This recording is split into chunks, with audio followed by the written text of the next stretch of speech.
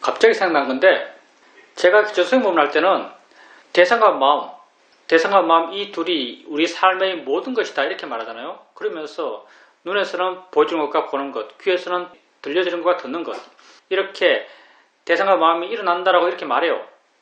근데 사유들은 이걸 뭐라고 말씀하신 줄 아세요? 우리 사유들께서는 이 부분을 어떻게 말씀하시는가? 사유들은 세상을 둘로 딱 나누면 대상과 마음이다 이렇게 말씀하세요. 사유들은 세상을 둘로 딱 나누면 대상과 마음이다 이렇게 말씀하시는데, 그 말 듣고 사람들이 이해할까요? 난 맨 처음 그 말 들었을 때 도대체 저게 무슨 말인가 이렇게 한참 이해 못한 시각으로 그 말을 들었죠. 세상을 둘로 나누면 대상과 마음이다. 참 우리 사회도 말은 시적으로 왔어요. 말이 좀 멋있잖아요. 세상을 둘로 나누면 대상과 마음이다. 제가 장황하게 설명하지만 사회도 말씀이 훨씬 더 임팩트가 있습니다. 저는 아주 장황하게 설명하지만 사회도 말씀은 아주 임팩트가 있죠.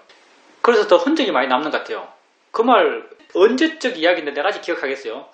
세상을 둘로 나누면 대상과 마음이다.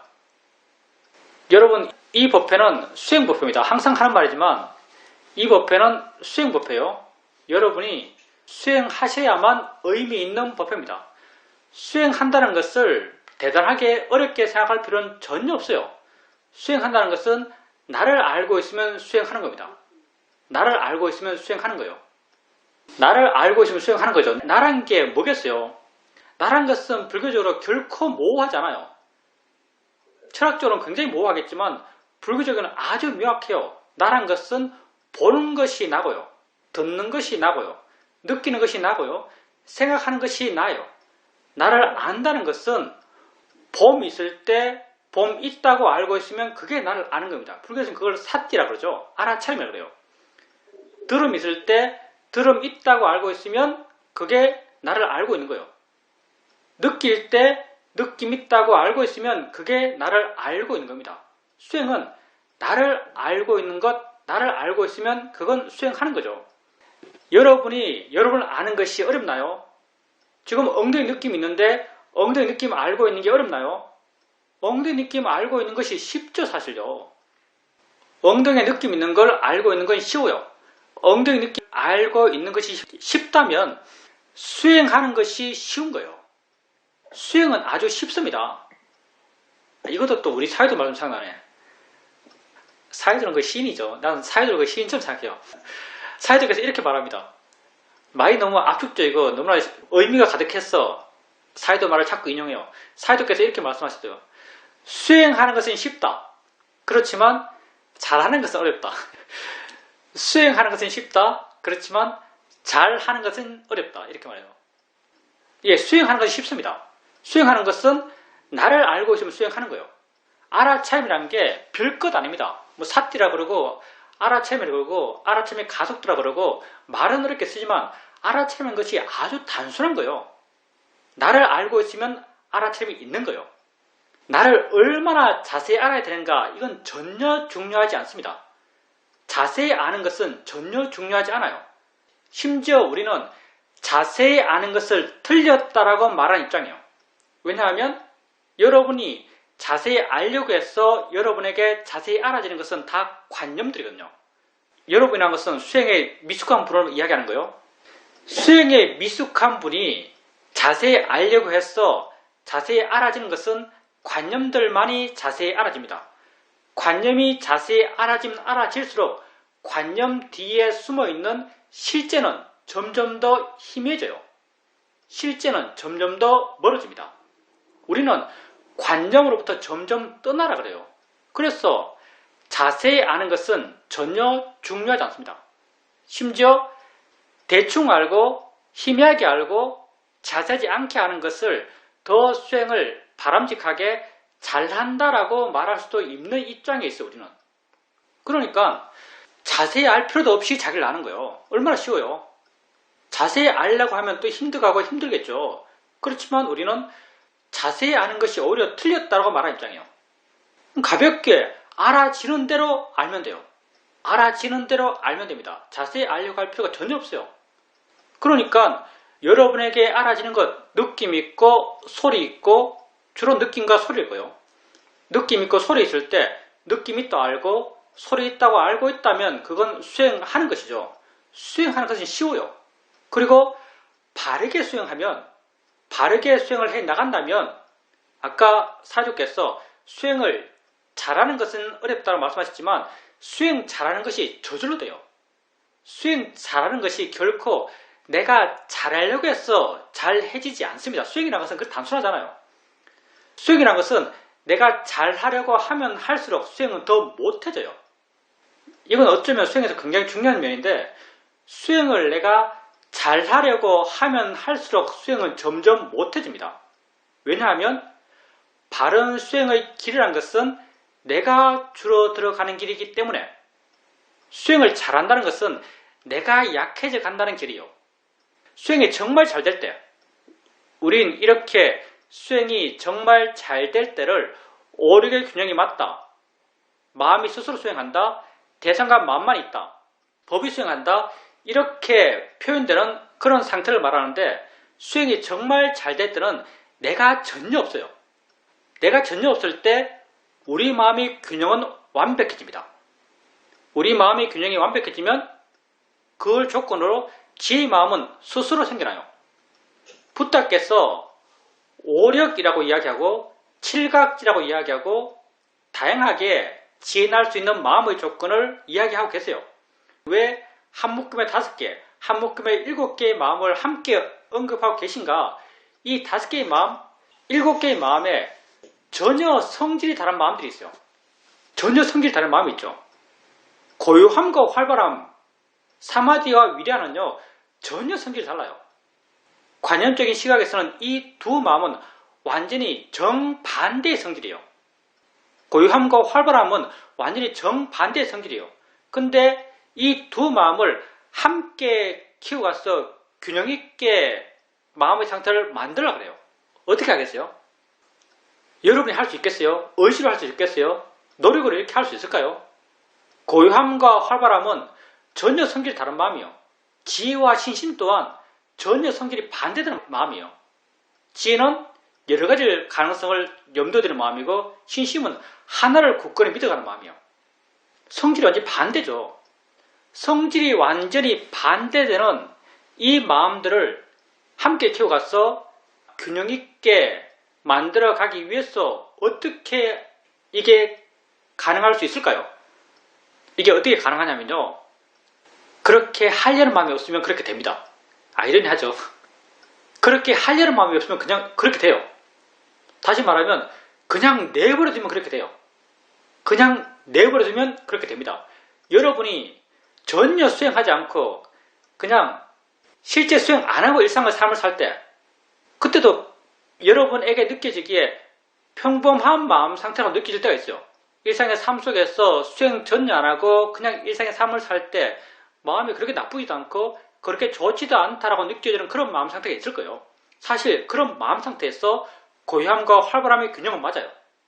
어떻게 맞는가? 아주 저급한 수준을 맞겠죠. 고요함과 활발함이 10대 10으로 균형이 맞을 수도 있지만요, 고요함과 활발함이 1대 1로 맞을 수도 있어요.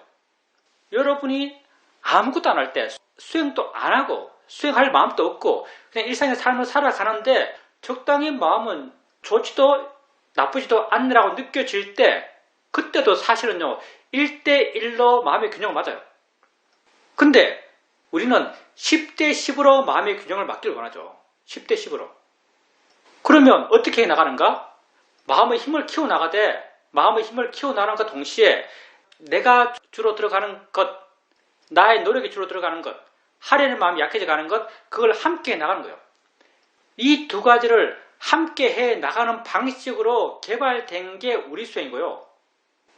우리 수행은 이런 수행의 방향을 나름 굉장히 자세하게 말하고 있죠. 어떤 수행자분과 이야기하면서 자신이 이전에 수행을 배웠던 스승은 항상 릴렉스.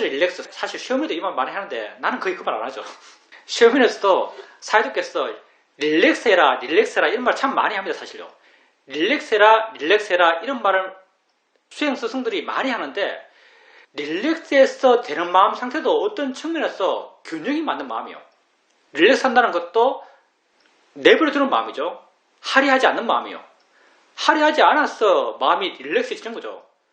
그래서 릴렉스해진 그 마음 또한 마음의 균형이 맞는 마음이라 할 수 있습니다. 근데 릴렉스라고 말은 하지만 또 마음의 힘을 키워가는 어느 방식은 또 있을 거예요. 마음의 힘을 키워가는 것과 균형을 맞춰줘 가는 것, 이 둘을 함께 해나가요. 그래서 여러분에게 제시되는 수행의 방식이 가볍게 알아라, 릴렉스 측면이죠. 가볍게 알아라, 자유롭게 대상을 바꿔가라, 이건 활발함을 이야기하는 거예요. 가볍게 할 때 가볍게 알을 통해서 고요함의 힘이 커지고, 자유롭게 대상을 바꿔가면서 활발함의 힘을 키우고, 이렇게 가볍게 알고 활발하게 대상을 바꿔가면서 알아가는데 이 진행이 어떻게 되는가? 이렇게 해 나가다 보면 어느 순간 하나 알 때 다른 게 저절로 알아지고, 하나 할 때 다른 게 저절로 알아지면 저절로 알아진 다른 것으로 마음을 옮기고, 또 저절로 알아진 것으로 마음을 옮기고, 또 저절로 알아진 것으로 마음을 옮기고, 그렇게 해 나갈 때 그 옮겨가는 것이 처음에는 띄엄띄엄 옮겨가지만 이렇게 수동적으로 옮겨갈 때는 부드럽게 이어가며 선처럼 이어가면서 옮겨갈 수 있어요. 그리고 이렇게 하는 것이 익숙해지고 능숙해지고 마음이 더 깨어있게 되면 나중에는 아예 알려는 마음을 전혀 내지 않아도 알아지는 여러 가지 것을 지켜보며 알아차림 해갈 수 있어요. 이게 무슨 말인가? 점점 더 가볍게 알아가고 점점 더 활발하게 알아갔지만 점점 내가 하려는 마음은 약해져 갔던 거예요. 점점 저절로 되어 갔던 거죠. 이렇게 마음의 힘이 점점 커져가는 것과 더불어서 내가 점점 줄어들어가는 그런 수행을 해나가고 있는 거죠. 말로 설명하면 굉장히 미세하고 힘들어 보이지만 수행의 실천은 굉장히 쉽습니다. 가볍게 알아가고 대상을 쉽게 바꿔가고 수동적으로 알아가고 무의지적으로 알아가는 거예요. 이렇게 해나가는 과정에서 고요함과 활발함, 지혜와 신심의 힘이 균형 있게 힘이 좋아져가고 그 과정에서 내가 점점점 약해져 갑니다. 내가 약해진 상태에서 좋아진 마음의 힘들, 내가 약해진 만큼, 내가 줄어든 만큼 마음의 균형 맞아요. 내가 번뇌거든요. 나라고 하는 것이 마음의 균형을 무너뜨리는 존재예요. 내가 약해진 만큼 마음의 균형 맞아요.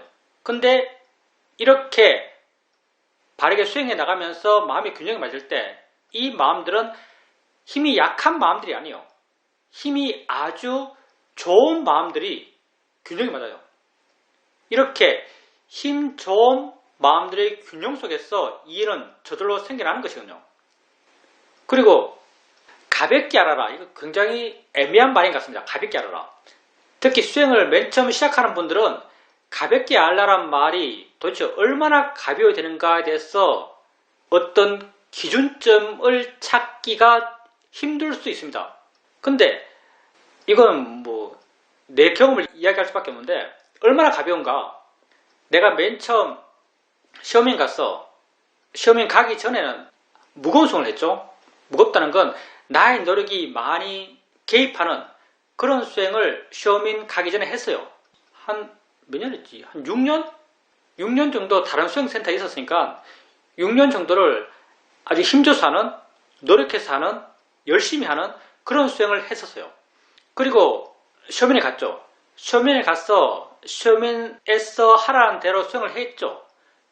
시험인에서 하라는 대로 수행을 하면서 내가 느꼈던 게 뭔가? 이게 노는 거야 수행을 하는 거야 이런 느낌 들었어요. 이게 노는 거야 수행을 하는 거야 이런 느낌 들었어요.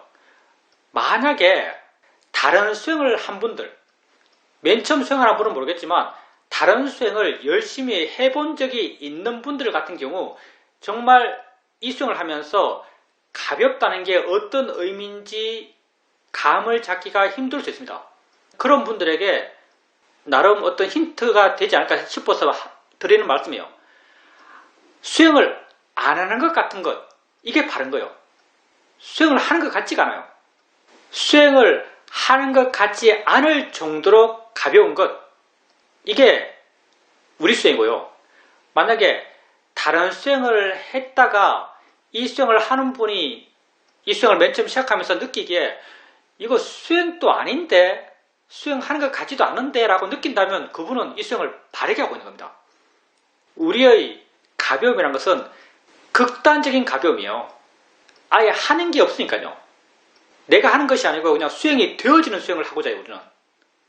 그리고 이렇게 해도 어떤 분은 가볍다는 것, 자유롭게 수행한다는 것, 되어지는 데 수행한다는 것, 여기 대해서 감을 못 잡을 수 있습니다. 사실 이런 감을 못 잡으면 또 많이 봐요.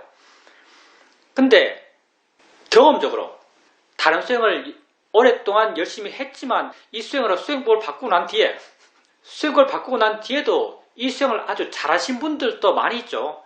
이 수행을 잘하신 분들의 경우를 보면요, 하나같이 어떤 경우냐 하면요, 이분들이 가장 신경 썼던 부분이 알아차림을 계속하는 것.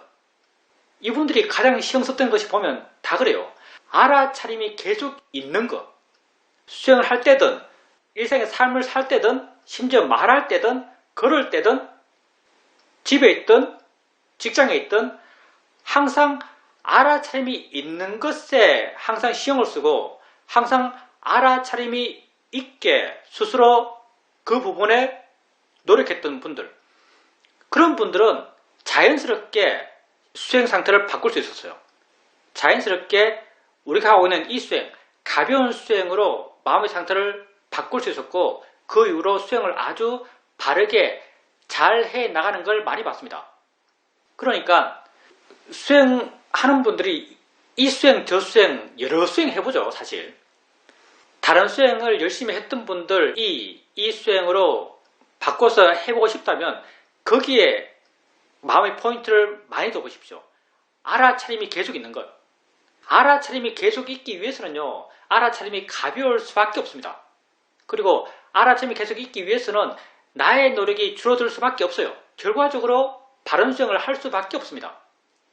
수행은 나를 이해하는 것이고, 나를 이해함을 통해서 나를 바꿔가기 위해서요. 내가 바뀐다는 것은 내 마음이 바뀐다는 것이고요. 내 마음이라는 것은 대상에 대해서 일어나는 거예요. 대상 없이 마음도 없습니다. 그러니까 내 마음이 바뀐다는 것은 대상에 대해서 내 마음이 바뀐다는 거예요. 내가 바뀐다는 것도 대상에 대해서 내가 바뀌는 거예요. 내 마음이 바뀌는 것이 곧 내가 바뀌는 것이니까. 그러니 내가 바뀌는 것이 곧 대상에 대한 내 마음이 변하죠. 대상에 대해서 내 마음이 변했다면 내가 바뀐 거죠. 그러면 나를 바꾸는 게 쉬운가 어려운가? 나를 바꾸라고 하면 굉장히 어려워요. 근데 대상을 향한 내 마음을 바꾸라 그러면요, 이건 굉장히 쉬워요. 듣기 싫은 소리를 들으면서, 듣기 싫은 소리, 이게 대상이죠. 듣기 싫은 소리를 들으면서 소리일 뿐이지라고 바른 생각을 해줘요. 소리일 뿐이지라고 바른 생각을 해주면 그 소리에 대해서 마음이 가벼워져요. 마음이 부드러워져요. 마음이 물러나요. 그 소리에 대해서 내 마음이 변한 거죠. 대상에 대해서 내 마음이 변한 거예요. 마음이 변한 거예요. 그러면 내가 변한 거죠. 내가 고통받지 않는 방향으로 내가 변한 거죠. 여러분 다 여러분 자신을 바꾸고 싶지 않나요?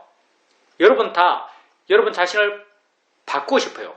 불교는 어떤 방향으로, 물론 내가 바뀐다 해서 내가 바뀌는 방향은 무수하게 많겠죠. 좋아진 나의 상태도 무수하게 많을 거예요. 불교는 오직 하나에 관심이 있습니다. 고통받지 않는 나. 다르게 표현하면 자유로운 나겠죠.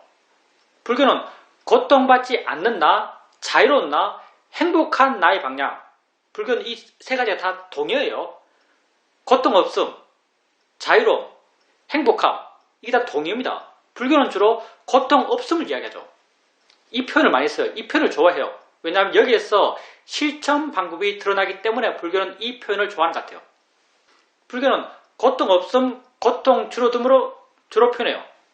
여러분 자신을 바꾸고 싶어 합니다.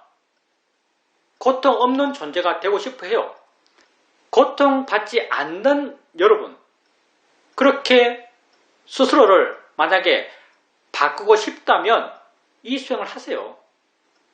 하면 돼요. 하는 거 쉬워요. 괴로운 느낌을 느끼면서 느낌일 뿐이라고 해보세요. 그 느낌에 대해서 마음이 가벼워지고 부드러워집니다. 느낌에 대해서 마음이 변한 거예요. 마음이 변해요. 곧 내가 변한 거죠. 어느 방향으로? 고통 없는 방향으로. 고통 없는 상태는 우리에게 아직 멀지만 고통 없는 상태는 상태로 향해 가는 방향은 우리에게 분명합니다. 그리고 그 방향을 향해서 한 발 떼는 것은 아주 쉬워요. 보기 싫은 걸 보면서 보일 뿐이지 해보세요. 마음이 가벼워지고 부드러워져요. 마음이 변해요. 마음이 변한다는 것, 그게 내가 좀 더 덜 고통받는 존재로 그 순간 변한 거예요.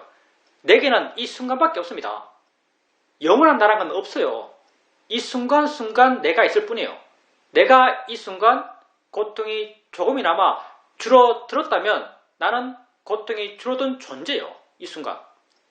그러니까 자기 자신을 바른 방향으로 바꾸고 싶다면 여러분이 해야 될 것은 이 순간 바르게 수행하는 겁니다. 바르게 수행하는 것은 굉장히 쉬워요. 다시 말하면 내가 나를 바꾸는 것은 굉장히 쉽습니다. 나를 덩어리로 생각하고 나를 인성으로 생각하고 나를 내가 관념지은 나라고 생각하면 나를 바꾸는 게 굉장히 어렵죠. 근데 나를 실제 있는 나로 이해한다면 실제 있는 나라는 것은 지금 이 순간이 나고 지금 이 순간이 나는 이 순간 알아지는 것에 대해서 반응하고 있는 마음이고 알아지는 것에 반응하는 마음은 바꿀 수 있는 거죠. 바른 견해를 가짐으로써 알아지는 것에 반응하는 마음을 바꿔요. 알아지는 것에 대해서 반응하는 마음을 바꾼다면 그건 내가 바뀐 거예요. 그러니까 실제 여러분은 바뀌기 쉽습니다. 여러분을 바꾸기 위해서 필요한 노력 또한 어렵지 않아요. 알아진 것에 대해서 바른 견해, 바른 생각을 해주는 거죠. 여러분 스스로를 바꾸고 싶잖아요. 지금 현재 자신에 만족하는 사람은 별로 많지 않을 겁니다. 만족하나요? 지혜 있을 때는 만족이 느껴져요. 정말 마음이 좋다면, 정말 지혜롭다면, 마음이 그런 지혜로 충만하다면 그때는 자기에게 만족이 느껴집니다. 근데 번뇌 가득할 때는 번뇌의 마음으로는 자기에게 만족하지 못하죠. 여러분이 만약 여러분 자신을 좀 더 자유로운, 좀 더 행복한, 좀 더 고통받지 않는, 좀 더 스스로에 만족되는 그런 자기로 스스로를 바꾸고 싶다면 해야 될 것은 지금 이 순간의 수행이에요. 수행을 통해서 순간순간 바뀌어 가십시오. 하면 돼요. 하는 건 쉬워요. 질문입니다. 아주 건강하신 바깥 사돈께서 갑자기 쓰러지셔서 아들과 며느리 부부가 갑작스럽게 시골로 내려갔습니다. 그래서 아이들 2명을 제가 하루 맡게 되었는데 아주 어린 2아이를 맡게 되다 보니까 내 하루 일과가 완전히 무너졌습니다. 그렇지만 마음은 순수하게 이 상황을 받아들였고 마땅히 내가 해야 할 일이라고 알았고 그래서 애들을 먹이고 재우고 하는 과정에서 아무런 마음의 반응이 없었습니다.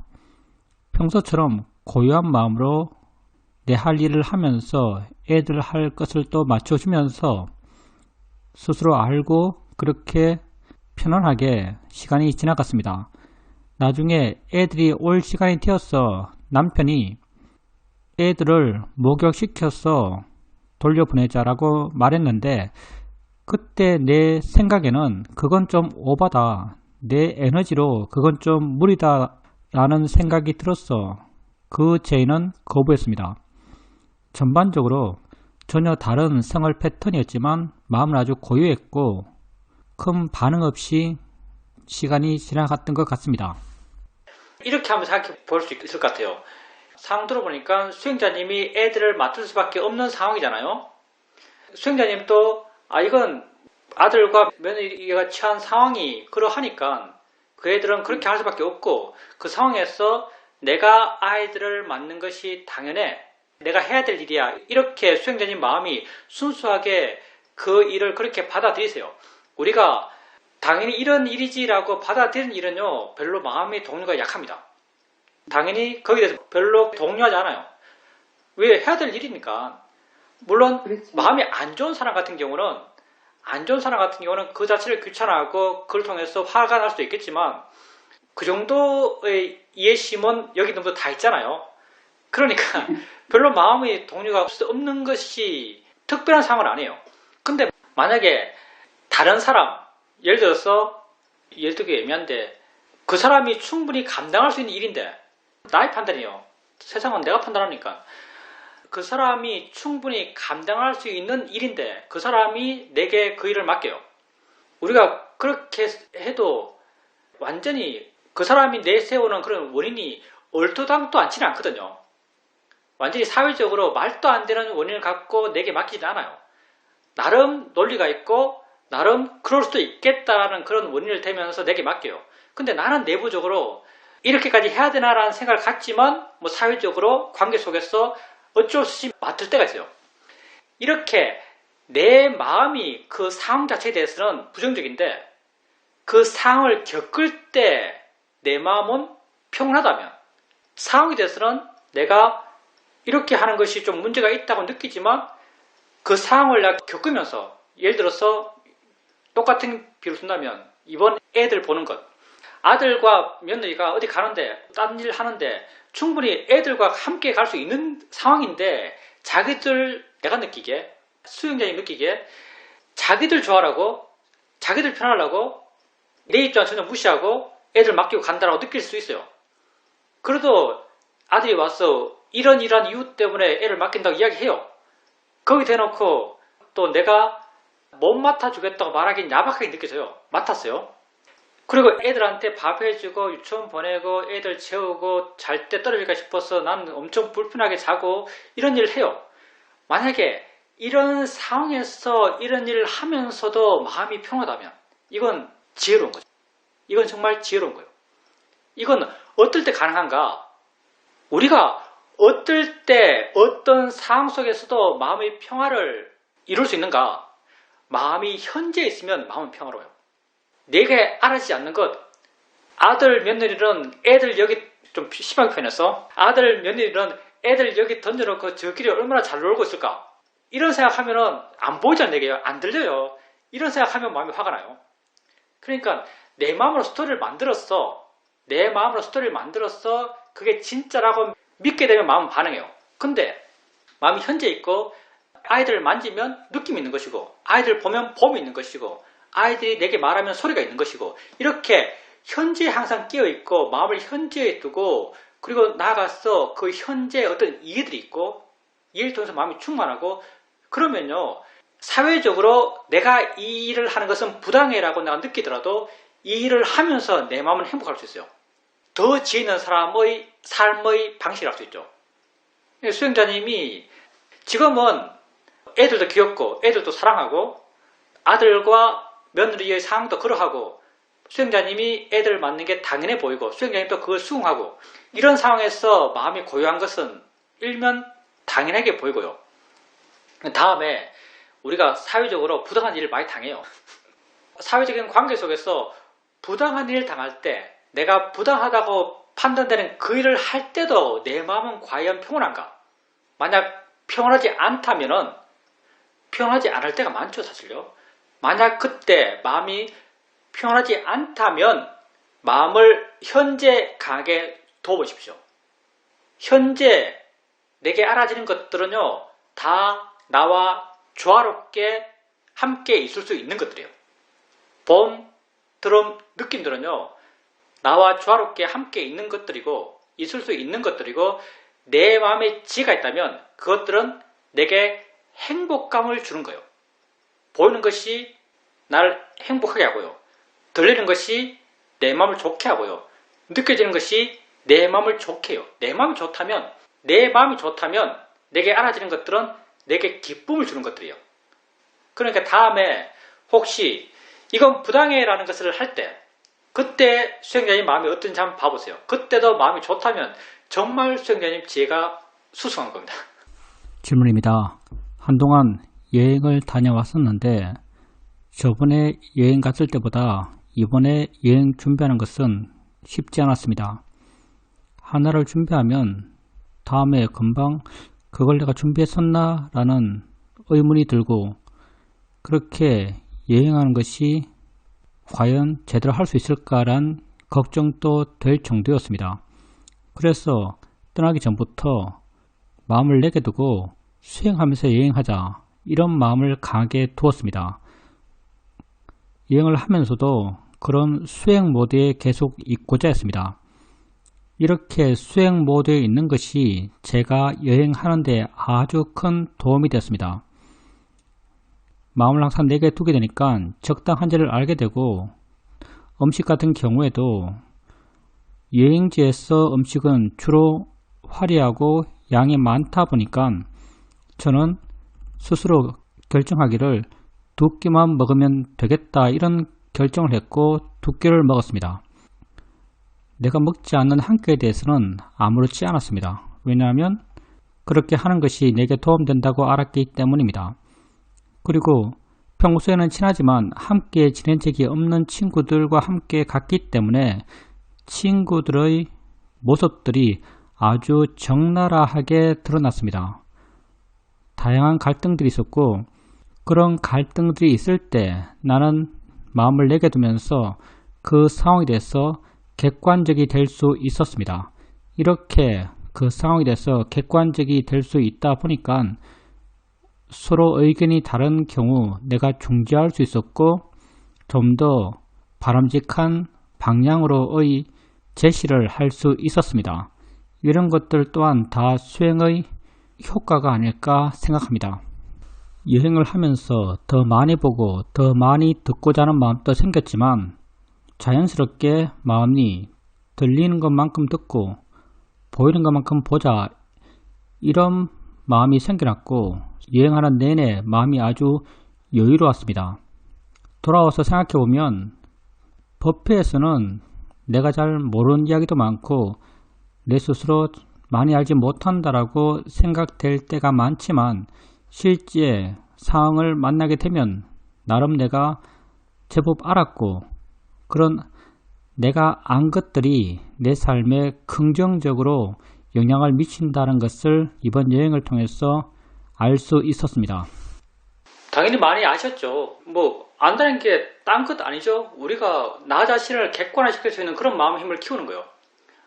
당연히 나를 객관화시키면 상황에 대해서도 객관화되죠. 수행자님께서 그렇게 여행하면서 만났던 여러 가지 상황에 대해서 마음이 객관적이 되니까 거기에 대해서 바르게 판단할 수 있고, 다른 사람들, 우리가 다른 사람들 다 나쁘게 볼 일은 아니지만 일반적인 다른 사람들은 그 상황에 빠지는 상황이 많죠. 빠지고 그 상황에서 느끼는 감정에 대해서도 그 감정이 나라고 생각하고 그 감정이 시키는 대로 말과 행동을 하기 때문에 갈등이 더 커져가고, 근데 수행자님은 그 상황을 객관적으로 보고 마음의 설정이 일어나더라도 그 마음에 대해서도 또 객관적이 되고, 마음에 대해서 일어나는 그 마음에 대해서 객관적이 된다는 것은 무엇을 말하는가? 수행자님에게 그 일어나는 마음 번뇌겠죠. 번뇌 이외에 다른 마음들이 있단 말이에요. 그게 지혜의 마음이고요. 번뇌는 지 충동대로 나로 하여금 하라 그래요. 근데 그렇게 번뇌에 대해서 내 마음이 객관적이 되면 지혜의 마음이 한쪽에 생겨서 지혜의 마음은 무엇이 옳은지 그른지를 내게 보여줘요. 그래서 옳은 방향으로 내게 하라 그래요. 번뇌는 욕구로 살아 그러고요. 지혜는 옳아서 하라 그래요. 그래서 수행자님께서 그렇게 자기의 상황이나 자기의 마음에 대해서 객관적이 되고 지혜의 마음이 있고 지혜의 마음이 있다 보니까 지혜가 보여주는 바른 방향, 바르게 말하고 바르게 행동하게 되니까 수행자님 자신에게도 무리가 덜 가고, 해야 될 것과 하지 않아야 될 것, 먹어야 될 것과 먹지 않아야 될 것에 대해서 명확해지고, 그리고 그런 알미, 바른 그 알미 명확해지면요, 그것을 실천하는 거기에도 힘이 생깁니다. 그냥 음식이 너무 많아, 대충 작게 먹자 라고 결심하고 가더라도 많이 먹을 때가 아주 많아요. 그냥 대충 다이어트 해야지 라고 하지만 안 될 때가 많죠. 근데 수행자님처럼 그렇게 수행으로 그 상황들을 만나면요, 그냥 막연하게 작게 먹어야겠다가 아니에요. 먹고 싶어하는 마음이 생겼을 때 먹고 싶어하는 마음을 알아요. 먹고 싶어하는 마음이 생겼을 때 먹고 싶어하는 마음을 객관화시켜요. 먹고 싶어하는 마음이 객관화되면요, 한쪽 구석에 지혜가 있어요. 지혜는 무슨 일을 하는가? 이걸 먹는 게 옳은가 먹지 않는 게 옳은가를 지혜는 판단하고 있어요. 지혜가 보여주는 답은 아주 명확해요. 먹지 않는 게 옳더라고. 그냥 이렇게 팻말을 들고 있듯이 옳고 그런 게 희미하지가 않아요. 지혜는요, 먹지 않는 게 옳아라고 아예 그냥 정자로 써놓고 이렇게 내게 계속 보여주고 있어요. 근데 번뇌 힘이 워낙 강해서 끌려가는 거지 뭐가 옳은지를 모르는 건 아니에요. 근데 그렇게 계속 수행 모드로 시간을 보내시면, 수행 모드에 계속 있게 되면요, 이 지혜가 옳다고 보여주는 것을 하고자 하는 마음의 에너지가 강해지고요, 지혜가 보여준 대로 조금씩 행동할 수 있고 말할 수 있게 되고요, 그리고 지혜가 보여주는 대로 행동하고 말할 때 그렇게 행동하고 말하는 나 자신에 대해서 떳떳해져요. 뿌듯해지고 자신감이 생겨나요. 내가 옳다라고 내 스스로 알아요. 나의 삶이 옳게 살고 있다고 내 스스로 알게 되죠. 그래서 스스로에 대해 만족하게 되고 마음이 좋아지고 마음이 힘있게 되는 거죠. 그러니 수행자님께서 돌아봐도 내 마음을 보호했고 이런 수행을 통해서 그런 안 좋은 상황들을 많이 피했고 수행의 이익들을 많이 확인할 수 있는 거죠. 최근에 내가 아는 어떤 분이 아주 사소하지만, 난 사실 수행자님이 흔히 하는 말 있잖아요. 수행하면서 일상의 실수들을 작게 해서 덜 다친다, 이런 말 가끔 하시는데, 그렇긴 하지만 그게 뭐 그렇게 와닿는 일일까라고 생각했는데, 최근에 아는 분이 다치는 거 정말 사소하게 다치더라고요. 길가에 돌이 있는데 모르고 돌을 밟았어요. 돌을 바로 밟는 게 아니고 기울게 밟으니까 발이 확 꺾였어요. 발이 확 꺾이면서 꺾인 방향의 인대가 쭉 끊어졌어요. 쭉 끊어져서 그걸 갖고 수술을 하셨는데, 그거 보면서 내가 든 생각이요, 알아차림이 있다면 저런 실수는 피할 수도 있지 않았을까라는 생각이 들어요.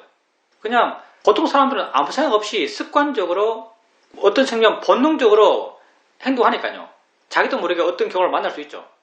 좀 안타까운 일이지만 그게 알아차림이 있는 그런 수행자였다면 그런 상황에 처하지 않았을 수도 있겠다라는 그런 생각이 듭니다. 그러면서 수행자님 하신 말씀에 공감이 돼요. 정말 수행을 하게 되면 일상의 삶에서의 실수들을 많이 줄입니다. 많이 줄 수 있을 것 같아요. 질문입니다. 제가 가끔 찾아가서 만나는 분이 계신데, 한번 대화를 하다가 내가 하는 말에 대해서 그게 아닌데 라고 가볍게 자기 의견을 피웠습니다. 두 번째로 또 내가 하는 말에 대해서 그게 아닌데 라고 좀 더 강한 의도로 자기 의견을 피웠습니다. 그 순간 그분이 하는 말을 듣고 소린데 라는 것이 알아졌습니다. 소린데 라는 것이 알아지니까 순간 마음이 아주 편해졌고 그걸 받아들일 수도 있는 마음이 되었습니다. 그 순간 현재의 마음이 있게 되니까 현재 있는 것에 대해서 자극받지 않는 자유로운 마음 상태가 된다는 것을 분명히 그때 알 수 있었습니다. 그저께는 옛날에 함께 수행했던 도반들의 모임이 있었습니다. 거기에서 한 도반이랑 이야기를 하고 있는데, 그 도반이 요즘 TV에 나오면서 여러 사람에게 큰 스님이라고 존경받는 스님이 이전에 젊었을 때 어떻게 살았는가에 대해서 제게 이야기해 주었습니다. 이야기의 주된 내용은 아주 개를 안 지키셨다는 것입니다. 그 말을 듣는 순간 그 개가 아주 중한 개였기 때문에 나는 아주 강하게 화가 났습니다. 어떻게 스님이 저럴 수 있나란 그런 마음이 되었습니다. 그리고 그렇게 화가 일어난 것을 알고 그 화를 지켜보면서 다음 순간 든 생각이, 이건 이렇게 일어나는 화는 나의 문제지 그 스님의 문제가 아니다라는 생각이 들었습니다. 설령 그 스님이 뭔가를 잘못했다 하더라도 그걸 잘못했을 때 그 잘못의 나쁜 결과는 그때 그 스님이 받았을 것이고, 지금 화가 나는 것은 나의 문제고 내 마음이 뭔가 잘못되었기 때문에 내 마음에 화가 일어났다고 알았습니다. 이 일어난 화의 문제가 나의 문제라고 아주 명확히 알게 되니까 내 마음이 아주 환해졌고 자유로워졌습니다. 그리고 그 도반이 자기가 하고 있는 수행에 대해서 이야기하는데 그 도반은 화두선 수행을 하고 있습니다. 도반이 하는 이야기를 들으면서 내가 하고 있는 수행과 뭔가 같은 맥락의 느낌을 느꼈습니다. 도반은 안 되면 안 되는 대로 지속적으로 해 나가면 자연스럽게 되어 간다라고 말했고, 또 자기가 이번에 수행하면서 세상과 내가 둘이 아니다란 그런 느낌을 느꼈다라고 말했습니다. 이전에는 다른 도반들과 수행 이야기를 할 때 기본 전제가 내가 하는 수행이 옳고 바르다라는 내 스스로의 확신에 기반하면서 다른 도반들과 수행 이야기를 했습니다. 근데 그때 순간 내 마음이 아주 좋아져서 그 도반이 하는 이야기를 아주 순수하게 받아들일 수 있었습니다. 아주 좋은 마음으로 그 도반 이야기를 받아들일 수 있었고, 도반이 하는 이야기를 들으면서 내 마음도 덩달아 아주 좋아졌습니다. 내 마음에 정한 것이 없다면 더 많은 것을 배울 수 있다는 것을 알 수 있었습니다. 쉽지 않은 거예요. 저도 잘 안 돼요. 다른 수행 이야기를 듣는 것. 이상하게 수행 방법이 다른 사람들과 말이 잘 안 통해요. 이게 서로 말할 때부터 예민해져 있어요. 서로 말할 때부터 예민해져 있어서 상대의 말에 대해서 화날 준비가 되어 있어요. 난 사실 말을 잘 안 하는 편인데 나는 거의 말을 안 하죠. 상대가 다른 수행을 한다, 내지는 상대가 내가 하고 있는 수행에 대해서 부정적으로 생각한다 그러면 나는 아예 말을 안 해요. 근데 자기 수행에 대해서 이렇게 말하는 분도 있죠. 말하는 분들 이야기를 내가 들을 때 그 어떤 것보다 내게 큰 자극이 돼요. 좋은 측면이 아니고요. 나쁜 측면에서. 그 어떤 것보다 내게 자극이 돼요. 무슨 말인가 하면 거기에 대해서 수용적이 되기가 참 힘들어요. 수용적이 잘 안 돼요. 물론 그 사람의 체험이나 그 사람의 말의 어떤 접근법이나 이런 것들이 내가 하고 있는 수행과 표현은 다르지만 맥락이 같을 때도 가끔 있어요. 표현은 다르지만 맥락이 같다면 함께 공감하고 함께 수긍해주고 함께 감탄해주고 이렇게 하면서 그런 교류를 통해서 좋은 시간이 될 수 있겠죠. 근데 맥락도 그 의미도 전혀 다른, 내가 느끼기에 불교 수행에 대해서 거의 다른 접근처럼 느껴지는 그런 말들을 하게 되면 그런 말들을 내가 수용을 잘 못해요. 이건 내 한계죠, 일종의. 그러면 뭐 어떻게 되는가? 사실 수용해야죠. 수용한다는 게 그 사람 말이 참되다라고 수용하는 게 아니고요. 수용한다는 것은 내가 화나지 않는 것, 이게 수용하는 거예요. 나는 물론 바른 불교 수행이 어떤 것이다, 붓다는 어떻게 가르쳤다는 것에 대한 내 기준이 명확해요. 그러니까 내 기준이라는 것도 단지 뭐 쇼맨 수행 이 기준이 아니고요. 쇼맨 수행이라는 기준이 아니고 일종의 불교적 기준, 법에 대한 기준, 법에 대한 접근의 방법, 이런 어떤 기본적인 불교와 불교 실체에 대한 기준이 있죠. 그 기준에 맞지 않다면 맞지 않는 거죠. 맞지 않는 거요. 맞지 않는 것이지만 사실 거기에 대해서 내가 화낼 이유는 없어요. 맞지 않는 것은 일종의 객관적인 거지만 화내는 것은 순수하게 내 자신의 문제죠. 화낸다면 그 사람의 문제가 아니에요. 화낸다면 나의 문제고 나의 부족함이고 나의 미숙함이죠.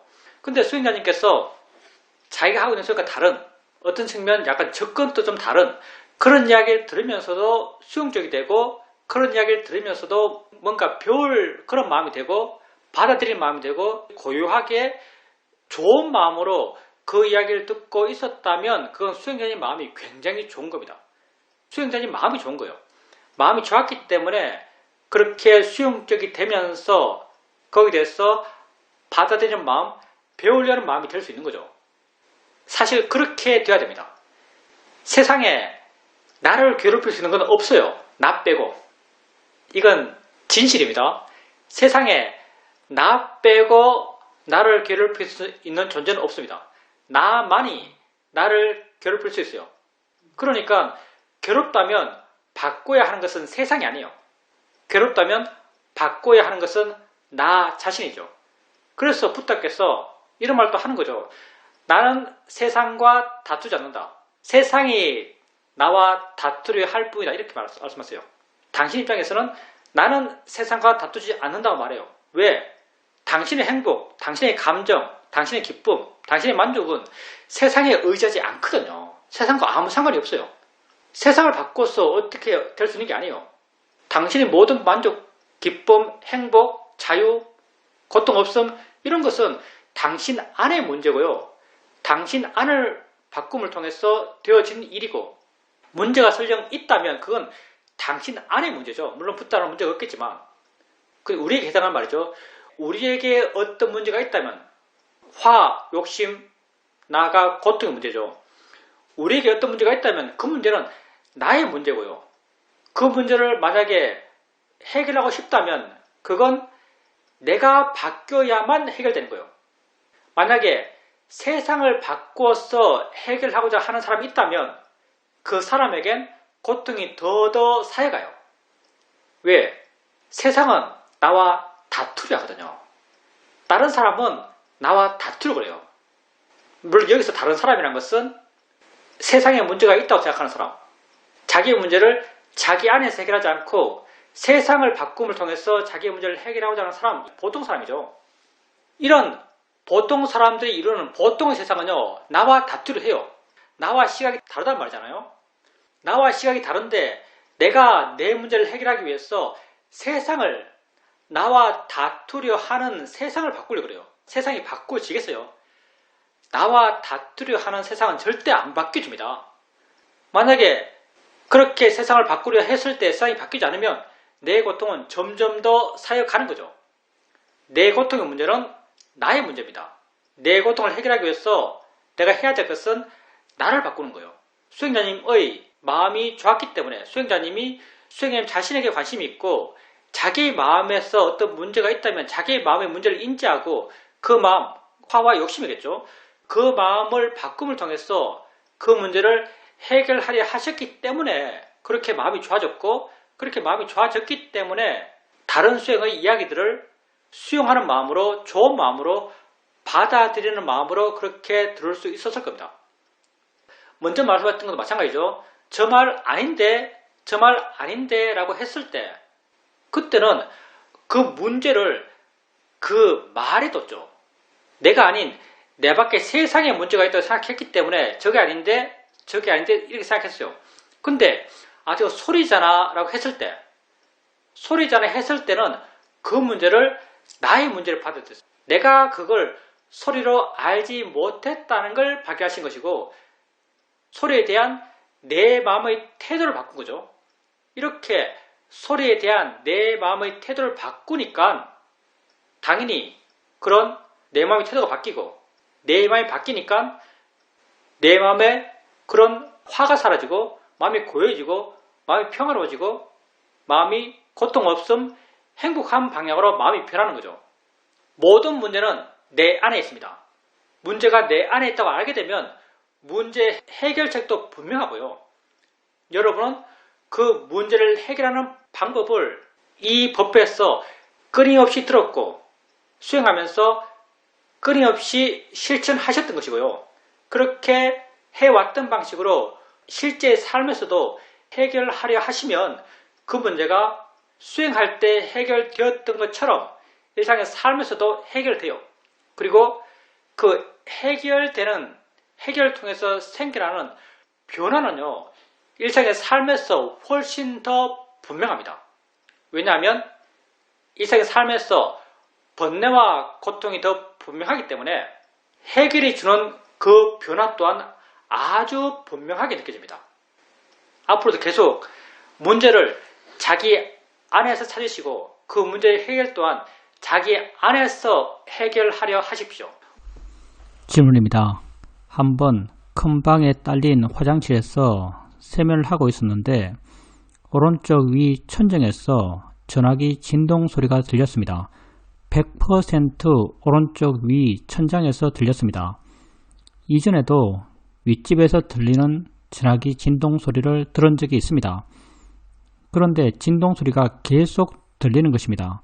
그래서 이상하다 싶어서 한번 나와 봤습니다. 그랬더니 창문가에서 내 전화기가 진동하고 있었습니다. 분명히 화장실 오른쪽 위쪽 진동이었는데 실제로는 창가에 있던 내 전화기의 진동이었던 것입니다. 너무 이상한 경험이었고 아주 기분이 묘했습니다. 우리가 그렇게 믿는 방향에서 그걸 인식해요. 그러니까 저기 있다고 믿고 있으면 저기 있는 것처럼 느껴져요. 소리가 오른쪽에 들린다고 내가 판단하고 믿게 되면요, 오른쪽에 소리가 들려요.